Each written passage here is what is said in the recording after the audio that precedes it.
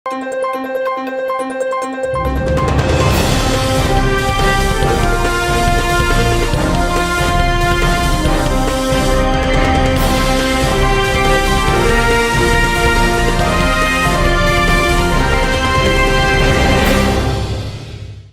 శివాబీ news కు స్వాగతం. నా పేరు శైలజ. ఈనాటి వార్తల్లోని ముఖ్యాంశాలు.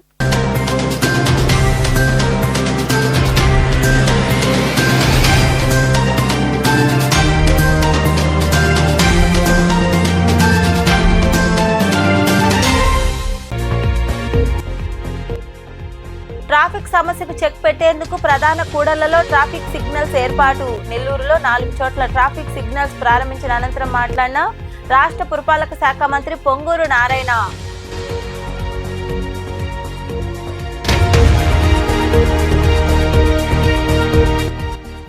వర్గీకరణపై ఉద్యమించాలి. కోట పట్టణంలో బహుజన ఐక్యవేదిక మాల ఉద్యోగుల జేఏసీ ఆధ్వర్యంలో జరిగిన భారత రాజ్యాంగ దినోత్సవ భారీ బహిరంగ సభలో పాల్గొన్న కేంద్ర మాజీ మంత్రి చింతామోహన్, మాజీ ఐఏఎస్ అధికారి విజయ్ కుమార్ తదితరులు.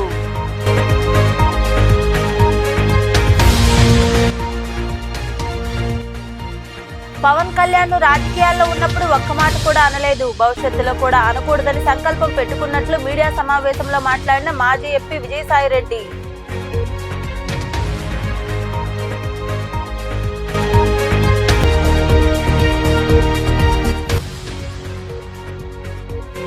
కోర్టు అనుమతి లేకుండా జగన్ వీడియోలను సోషల్ మీడియాలో వైరల్ చేయొద్దు, అట్టి వారిపై చట్టపరంగా చర్యలు తీసుకుంటామని మాట్లాడిన న్యాయవాది పొన్నవోలు సుధాకర్ రెడ్డి. ట్రాఫిక్ సమస్య పరిష్కారానికి నగరంలో 7 చోట్ల సిగ్నలింగ్ వ్యవస్థను ఏర్పాటు చేశారని రాష్ట్ర పురపాలక శాఖ మంత్రి డాక్టర్ పొంగూరు నారాయణ తెలిపారు. నెల్లూరు ట్రాఫిక్ సిగ్నల్స్ ను ఆయన ఎంపీ వేమిరెడ్డి ప్రభాకర్ రెడ్డి తదితరులతో కలిసి ప్రారంభించారు. నెల్లూరు నగరంలోని హరినాథపురం, రామలింగాపురం, విఆర్సి, కనకమహల్ సెంటర్ ప్రాంతాల్లో 1,39,00,000 రూపాయలతో ఏర్పాటు చేసిన ట్రాఫిక్ సిగ్నల్స్ ను మంత్రి పొంగూరు నారాయణ, ఎంపీ వేమిరెడ్డి ప్రభాకర్ రెడ్డి తదితరులు ప్రారంభించారు.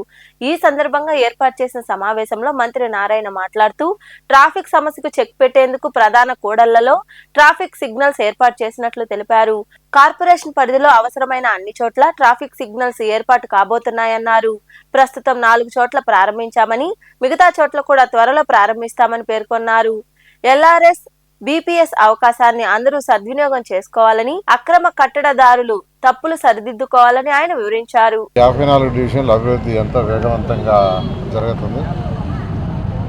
ఇందులో భాగంగా యాక్చువల్గా ట్రాఫిక్ను కూడా కంట్రోల్ చేయాలనే ఉద్దేశంతో, ట్రాఫిక్ని ప్రాపర్గా నియంత్రించాలనే ఉద్దేశంతో ఈరోజు 7 ప్లేసుల్లో సిగ్నల్స్కి యాక్చువల్గా ఇనాగరేషన్ టేకప్ చేసాం. ఒకటి మన హరినాథపురం పోయే ముత్కూరు గేట్ దగ్గర ఒకటి, రెండోది విఆర్ఐ స్కూలు దగ్గర, విఆర్ కళాశాల విఆర్ఐ స్కూల్ దగ్గర, మూడోది కనకమాల్ సెంటర్ దగ్గర.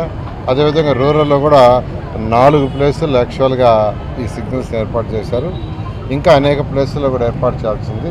దీని దాదాపు 1,39,00,000 అయింది 7 సిగ్నల్స్కి. మిగతావి కూడా చేయడానికి ఎస్టిమేషన్ చేయమన్నాం, త్వరలో ఎస్టిమేషన్ చేస్తారు. అయితే నేను ప్రజలందరినీ రిక్వెస్ట్ చేసేది ఏంటంటే, ఈ సిగ్నల్స్ని పాటించండి. సిగ్నల్స్ని పాటిస్తే ట్రాఫిక్ సమస్య కొంతవరకు తగ్గుతుంది. ఈ ట్రాఫిక్ సమస్య అనేది ప్రపంచం మొత్తం ఉంది. డెవలప్డ్ కంట్రీస్లో కూడా ఈరోజు అమెరికా కావచ్చు, చైనా కావచ్చు, రష్యా కావచ్చు, జపాన్ కావచ్చు, సింగపూర్ కావచ్చు, ఈ కంట్రీస్లో కూడా ఈ ట్రాఫిక్ సమస్య ఉంది. దానికి కారణం ఏంటంటే, ఈ రోజుల్లో అందరికీ 4 వీలర్స్ వచ్చినాయి. ఒక్కొక్క ఇంట్లో ఒక 4 వీలర్ కాదు, 2, 3 కూడా ఉంటున్నాయి. అందువల్ల ప్రపంచం మొత్తం యాక్చువల్గా ఈ ట్రాఫిక్ సమస్య ఇబ్బంది పడుతున్నారు. ఈ ట్రాఫిక్ సమస్యను కొంతవరకు కంట్రోల్ చేయడానికి ఈ సిగ్నల్స్ అనేవి ఉపయోగపడతాయి. అందువల్ల నేను అందరినీ రిక్వెస్ట్ చేసేది ఏంటంటే, ఈ యొక్క సిగ్నల్స్ ఏదైతే ఊరినే మేము పెట్టి ఈరోజు ఇనాగ్రేషన్ చేయడం కాదు, దానికి ప్రజలందరూ సహకరించి ట్రాఫిక్ సిగ్నల్స్ ప్రకారం మీరు నడుచుకోవాల్సిందిగా నేను రిక్వెస్ట్ చేస్తున్నాను. అదేవిధంగా ఎల్ఆర్ఎస్, బీఆర్ఎస్ ఇచ్చాం, దాన్ని అందరూ సద్వినియోగం చేసుకోండి. ఎల్ఆర్ఎస్, బీఆర్ఎస్ని సద్వినియోగం చేసుకోండి.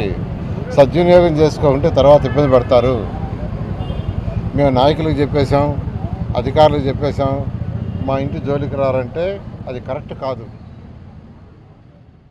ఈ కార్యక్రమంలో నుడా చైర్మన్ కోటంరెడ్డి శ్రీనివాసులు రెడ్డి, గ్రామీణ టీడీపీ నేత కోటంరెడ్డి గిరిధర్ రెడ్డి, ఎస్పీ అజిత వేజండ్ల తదితరులు పాల్గొన్నారు. వర్గీకరణ పేరుతో ఆంధ్ర, తెలంగాణ ప్రభుత్వాలు మాలలకు అన్యాయం చేశాయని కేంద్ర మాజీ మంత్రి చింతామోహన్, మాజీ ఏఎస్ అధికారి విజయ్ కుమార్ తదితరులు విమర్శించారు. కోట మండల కేంద్రంలో బహుజన ఐక్య వేదిక, మాల ఉద్యోగుల జేఏసీ ఆధ్వర్యంలో భారత రాజ్యాంగ దినోత్సవం భారీ బహిరంగ సభ నిర్వహించారు. కోట పట్టణంలో బహుజన ఐక్య వేదిక, మాల ఉద్యోగుల జేఏసీ ఆధ్వర్యంలో భారత రాజ్యాంగ దినోత్సవ భారీ బహిరంగ సభ నిర్వహించారు. ముందుగా పట్టణంలో ర్యాలీ నిర్వహించి అంబేద్కర్ విగ్రహానికి పూలమాలలు వేసి నివాళులర్పించారు. ఈ సందర్భంగా ఏర్పాటు చేసిన సమావేశంలో కేంద్ర మాజీ మంత్రి చింతామోహన్ తదితరులు మాట్లాడుతూ ఆంధ్ర, తెలంగాణ ప్రభుత్వాలు మాలలకు తీవ్ర అన్యాయం చేశాయని తెలిపారు. వర్గీకరణ పేరుతో చేసిన అన్యాయంపై గట్టిగా ఉద్యమించాలని పిలుపునిచ్చారు. ఏబిసిడి వర్గీకరణ వ్యతిరేక ఉద్యమం బలంగా చేపట్టాలని, ఏపీలో ఇప్పటికే పోరాటానికి శ్రీకారం చుట్టడం అభినందనీయమని వారు వివరించారు. భారత రాజ్యాంగ దినోత్సవం పురస్కరించుకొని ఈరోజు కోటలో ఈ సమావేశాన్ని పెట్టారు. ముఖ్యంగా రాజేష్ 2 రాష్ట్రాల్లో ఒక అవేర్నెస్ బాబాసాహెబ్ ఇచ్చినటువంటి educate, organize, agitate 3 cardinal principles, వాటిని తన భుజస్కంధాలు పెట్టుకుని రాష్ట్రాలు తిరిగి అవగాహన పెంచుతూ, ఆర్గనైజ్ చేస్తూ, అవసరమైతే పోరాడి సాధించాలనేటువంటి తపనతో పనిచేస్తున్నటువంటి రాజేష్ని ప్రత్యేకంగా ఆహ్వానిస్తూ ఒక కంచు కోటను నిర్మించుకున్న సంకేతాన్ని ప్రభుత్వానికి మనం పంపించాలా? మేము నడవని అడవి లేదు, ఎత్తని బందూకు లేదు, చెయ్యని త్యాగాలు లేవు, చెమటగార్చని నేల లేదు. మనంటే దళితులంటే తిరుగుబాటు చేస్తే నా కొడుకులారా 500 మంది 28,000 మంది ముక్కలు ముక్కలుగా నరికిన చరిత్ర ఉన్నది మనకు. 90,000 మంది, 1 కోటి మంది వరకు ఉన్నటువంటి వ్యక్తులు ఎందుకు బలహీనపడుతున్నామంటే మన లోపల ఒక సంకల్పం లేదు. ఈ ఆంధ్రప్రదేశ్ లో 29 దళిత నియోజకవర్గాలు ఉన్నాయా లేవా? ఏ ఒక్కడైనా బాబాసాహెబ్ అంబేద్కర్ గారి దగ్గర విజయవాడలో చెత్తను వేస్తే మాట్లాడిందా? ఈ దళితుల పైన దాడులు జరిగితే, మాదిగల్ని కొడితే, మాలల్ని కొడితే ఈ 29 మంది భిక్షగాళ్ళు బాబాసాహెబ్ అంబేద్కర్ భిక్షగాళ్ళు బాబాసాహెబ్ అంబేద్కర్ వల్ల అసెంబ్లీలో కూర్చున్న దుర్మార్గులు, పిరికిరా కొడుకులు ఎవడైనా మాట్లాడిందా? మరి గట్లాంటోళ్ళని మనము అందరం ఎక్కిస్తే మన సమాజానికి న్యాయం జరుగుతుందా? ఇకపై మీరు ప్రశ్నించడం ప్రారంభించండి. భారతదేశంలో 28 రాష్ట్రాలు ఉంటే, ఏబిసిడి వర్గీకరణ వద్దు, మా దళితుల మధ్య చిచ్చులు పెట్టద్దు అని అందరికంటే ముందు 4 సార్లు సీఎం చేసిన బెహన్జీ నిజమైన మాదిగా బిడ్డ వద్దు ఏబిసిడి వర్గీకరణ అన్నది.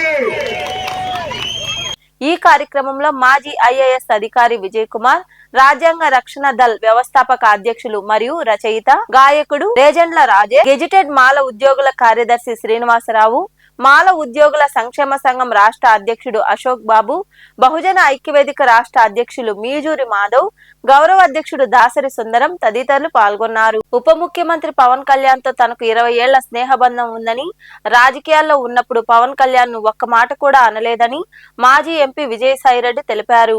ఆదివారం ఆయన మీడియాతో మాట్లాడుతూ భవిష్యత్తులో కూడా ఒక్క మాట అనకూడదని సంకల్పం పెట్టుకున్నానని తెలిపారు. ఏడాదిగా రాజకీయాలకు దూరంగా ఉన్నానని, ప్రస్తుతం ఏ పార్టీలో చేరే ఉద్దేశం తనకు లేదని విజయసాయిరెడ్డి మాట్లాడారు. సందర్భానుసారంగా ఎప్పుడు ఏం చేయాలి అన్నటువంటిది ఆ యొక్క మనిషి స్వభావాన్ని బట్టి నిర్ణయించుకోవడం జరుగుతుంది. సో ఈ యొక్క సంవత్సర కాలం పాటు ఈ యొక్క సందర్భాన్ని బట్టి నేను రాజకీయాలకు దూరంగా ఉండాలని ఇప్పటి వరకు నిర్ణయించుకొని ఉన్నాను. అవసరం వస్తే ఏ పార్టీలో చేరాలనేటటువంటి ఉద్దేశం ఈరోజు కానీ రకరకాలుగా పేపర్లో మీరే రాశారు.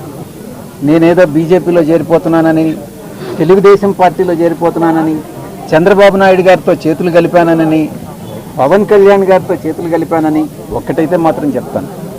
పవన్ కళ్యాణ్ గారు నాకు మిత్రుడు. ఈరోజు కాదు, ఒక 20 సంవత్సరాల నుంచి మా యొక్క స్నేహం వేరే, రాజకీయం వేరే. నేను ఏ రోజు పవన్ కళ్యాణ్ గారిని ఒక్క మాట అనలేదు, భవిష్యత్తులో అనను కూడా. ఇది నా యొక్క దృఢ సంకల్పం, నిర్ణయం. ఇక రాజకీయ రంగ ప్రవేశం అన్నటువంటిది పరిస్థితులను బట్టి ఏ రకంగా నేను నిష్క్రమించానో అవసరమైతే తిరిగి రాజకీయాల్లోకి రావడానికి కూడా నేను సిద్ధంగా ఉన్నాను. కాంగ్రెస్ నుంచి కానీ కమ్యూనిస్టుల నుంచి కానీ నాకు ఎటువంటి ఆహ్వానము లేదు, నేను చేరే ఉద్దేశము లేదు.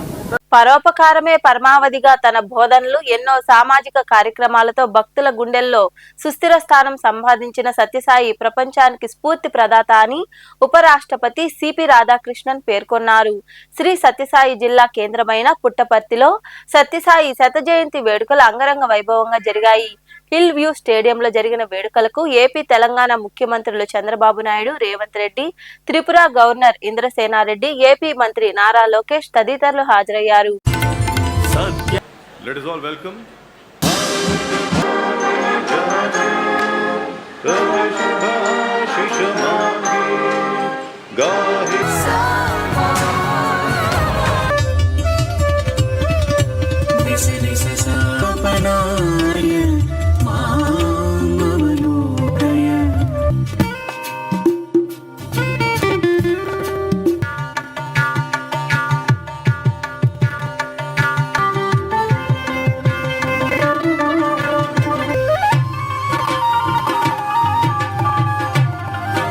మానవ రూపంలోని దేవుడు సాయిబాబా గారి శత జయంతి ఉత్సవాలలో తెలంగాణ రాష్ట్ర ముఖ్యమంత్రిగా ఈ కార్యక్రమంలో పాల్గొనడం ఒక గొప్ప గౌరవం, అరుదైన అవకాశం. బాబా గారు మనుషుల్లో దేవుడిని చూశారు, ప్రేమతో మనుషులను గెలిచారు, సేవలతో దేవుడుగా ఈనాడు కొలువబడుతున్నాడు. మానవులను ప్రేమించాలి, ప్రేమనే గొప్పది, ప్రేమ ద్వారా ఏమైనా సాధించవచ్చు అని చెప్పి బాబా గారు నిరూపించారు. వారు ఉన్నా, వారు మన మధ్యలో లేకపోయినా, వారి భావన, వారి ఆలోచన, వారిచ్చిన స్ఫూర్తి ఈనాడు ఈ శత జయంతి ఉత్సవాలలో నిర్వాహకుల అందరిలోనూ కనిపిస్తుంది. ఈనాడు వారి గురించి మాట్లాడుకోవాలన్నా, వారి సేవలను స్మరించుకోవాలన్నా, ప్రభుత్వాలు కూడా కొన్ని సందర్భంలో చేయలేని పనులను బాబా గారు, బాబా ట్రస్ట్ ప్రజలకు సేవలను అందించడం జరిగింది. 1926 నవంబర్ 23 సరిగ్గా ఇదే రోజు 100 ఏళ్ల క్రితం భగవాన్ శ్రీ సత్యసాయి ఈ పుణ్యభూమి పుట్టపర్తిపై ఒక లక్ష్యం కోసం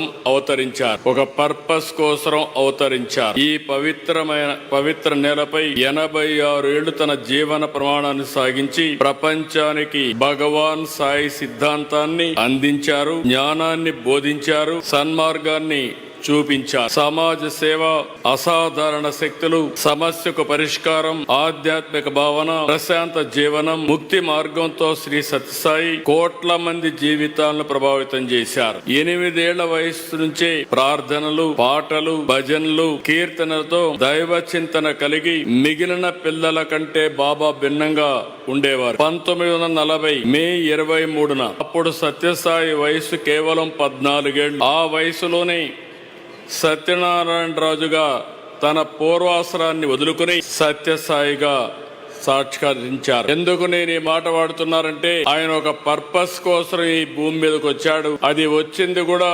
పుట్టపర్తి. ఇక్కడే మీరు చూస్తే ఆయన ఇక్కడ పుట్టారంటే, ఎప్పుడు కూడా దేవుళ్ళు అవతారం ఎత్తినప్పుడు ఎక్కడో ఇక్కడ అవతరిస్తారు.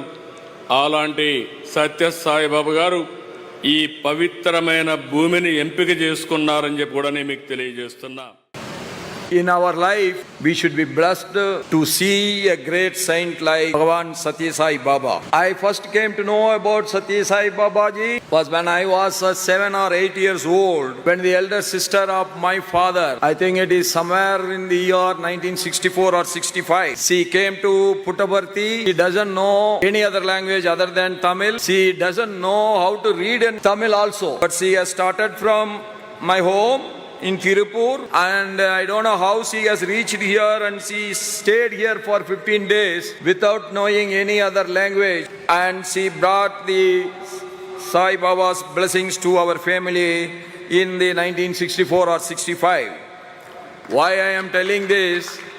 This is the great divine power of Bhagavan Sri Sathya Sai Baba to bring everybody from all over the world to this holy place, Puttaparthi. When our Ratnakar ji was telling, most of the people coming here are new devotees of Bhagavan Sri Sathya Sai Baba.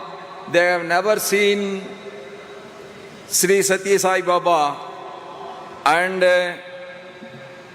I am proud to say that I am one of the new devotee come here on this day, and I have never seen Sathya Sai Baba except in the TVs.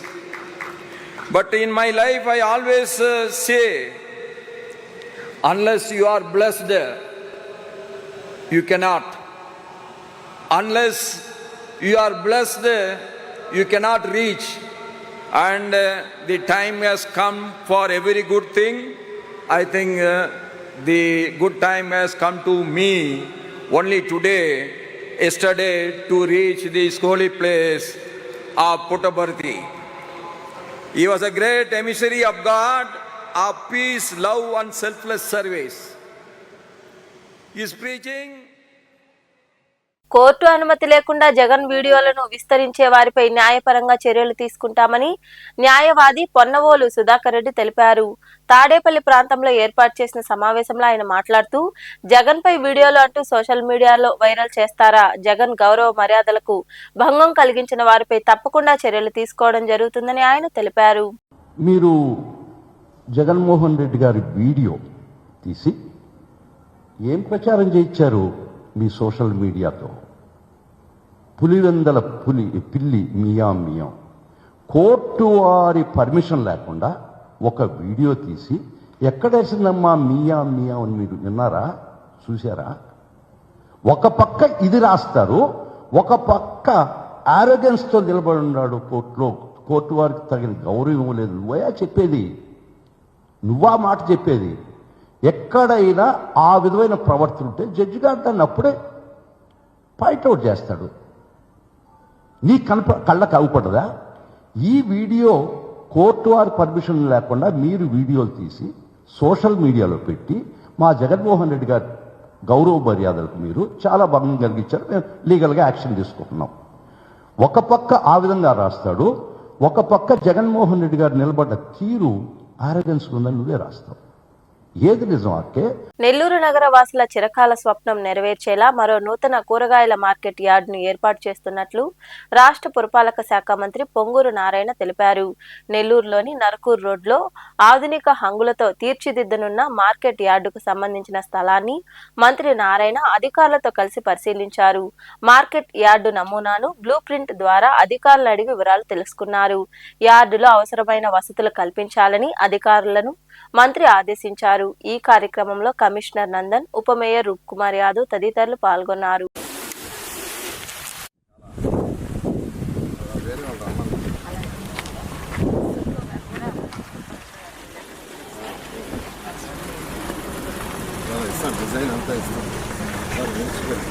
వార్తలు ముగించే ముందు ముఖ్యాంశాలు మరోసారి.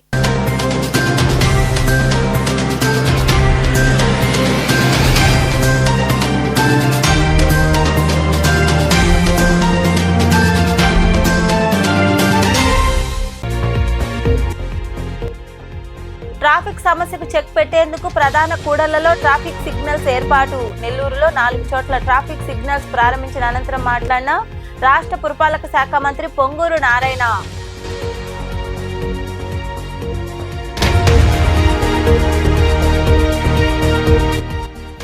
వర్గీకరణపై ఉద్యమించాలి. కోటపట్టణంలో బహుజన ఐక్యవేదిక మాల ఉద్యోగుల JAC ఆధ్వర్యంలో జరిగిన భారత రాజ్యాంగ దినోత్సవ భారీ బహిరంగ సభలో పాల్గొన్న కేంద్ర మాజీ మంత్రి చింతామోహన్, మాజీ ఐఏఎస్ అధికారి విజయ్ కుమార్ తదితరులు.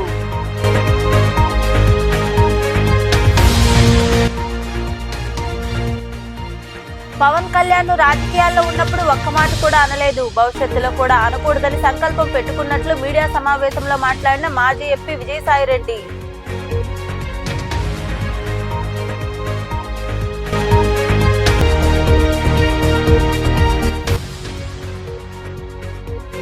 కోర్టు అనుమతి లేకుండా జగన్ వీడియోలను సోషల్ మీడియాలో వైరల్ చేయొద్దు, అట్టి వారిపై చట్టపరంగా చర్యలు తీసుకుంటామని మాట్లాడిన న్యాయవాది పొన్నవోలు సుధాకర్ రెడ్డి.